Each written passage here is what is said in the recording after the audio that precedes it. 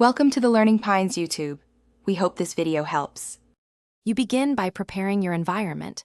Install Python 3, 10 or newer and pip, because the toolchain depends on modern packaging. Once done, install Esp32 and mpromote. These let you erase and flash the device and transfer files.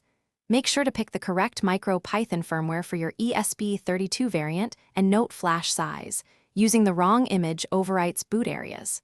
Put the board into bootloader mode, then run Esp32 to erase and write the bin firmware so the device can run Python.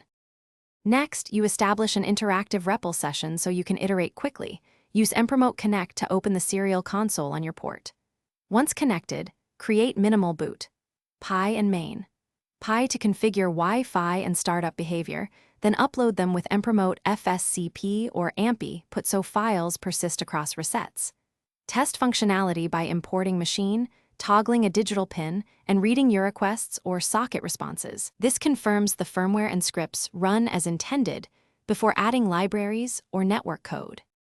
To finish, install any extra MicroPython packages using upip or copy wheels with mpromote and keep main.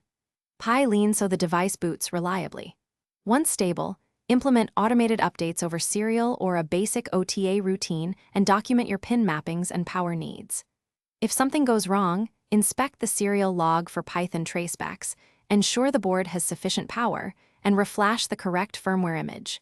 If errors persist, double-check the pin assignments and try a known good simple blink script to isolate hardware versus software faults. Thanks for watching. Consider subscribing if we helped you.